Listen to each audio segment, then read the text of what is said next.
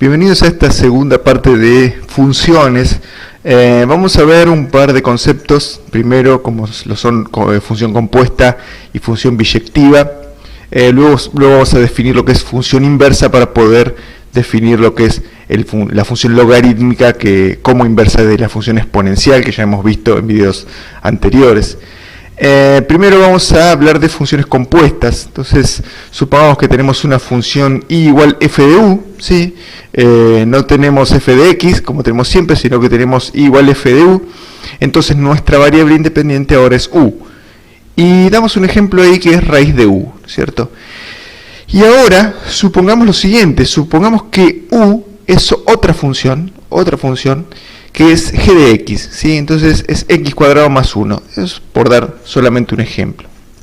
Entonces, si tenemos que y igual función de u, pero a la vez u es función de x, si nosotros agarramos esa función g de x y la introducimos dentro de la función f de u, ¿sí? Esta u la reemplazamos aquí adentro, entonces en definitiva lo que terminamos teniendo es que y es una función de x, en definitiva, ¿sí? Nosotros decimos y era igual f de u, pero a la vez u era g de x, entonces decimos y igual f de g de x, y entonces lo que tenemos es decir f de x cuadrado más 1, que es u. Entonces lo que hicimos es, bueno, donde teníamos u en la función original, en la función y, lo reemplazamos por lo que representa u igual g, que es x cuadrado más 1, entonces en definitiva nos queda una función dentro de otra función, raíz de x cuadrado más 1. Entonces, el concepto no es difícil, es algo sencillo y es, por supuesto, ampliamente utilizado tanto en este curso como, digamos, expande la idea de función, sino únicamente uno tiene funciones específicas de la variable y no una función dentro de otra, ¿sí? Lo cual reduce demasiado el universo. Entonces, la definición dice lo siguiente: las dos funciones f y g son funciones de números reales. La función compuesta, ese circulito que está acá, se lee como f compuesta en g o f compuesta de g. Se define como, bueno, f compuesta de g es igual f de g de x. Bien, esta notación con el puntito, con el circulito acá, está levemente en desuso en lo que es ingeniería, ¿sí?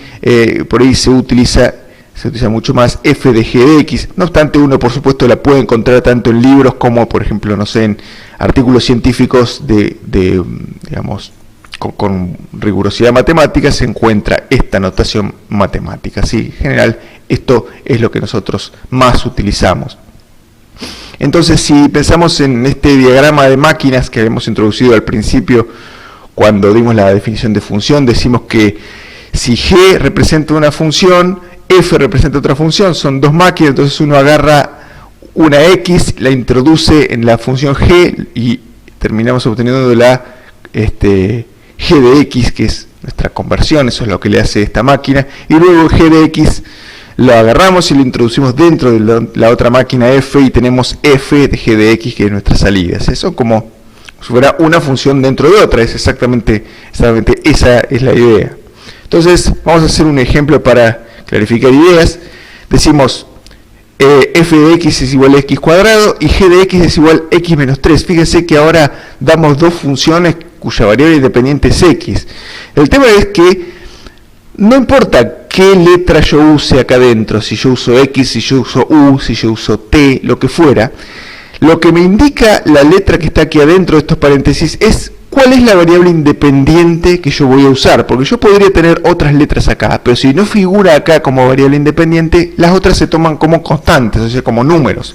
Entonces, acá utilizamos u como variable independiente, pero yo podría haber puesto x, ¿sí? Podría haber puesto f de x igual raíz de x y representaría la misma función. Lo único que cambia es que yo uso otra letra, pero no hay ningún problema, eso no habría ningún problema. Entonces, acá utilizamos las mismas letras f de x y utilizamos la x como variable independiente tanto en esta función f como en esta función g. Dice, encuentre las funciones compuestas f compuesta en g y g compuesta en f. Entonces, esto que nos piden sería f de g de x y esto que nos piden sería g de f de x. Bien, entonces, vamos a ver el primer caso. Bueno, f compuesta en g es f de g de x, o sea, f y lo que tenemos aquí adentro del paréntesis lo reemplazamos con g de x, ¿sí? O sea, f de x menos 3. Aplicarle f a x menos 3 implica elevar x menos 3 al cuadrado, entonces lo que tendremos es x menos 3 al cuadrado como resultado. En el caso de g compuesta en f, sería g de f de x, o sea, lo que haremos es meter la función f de x aquí adentro, o sea que tendremos g de x cuadrado, y por lo tanto, poner una x cuadrado acá implica decir, bueno, lo que tenemos x aquí adentro va acá, entonces si yo pongo x cuadrado dentro de estos paréntesis, acá me va a quedar x cuadrado, y eso es x cuadrado menos 3.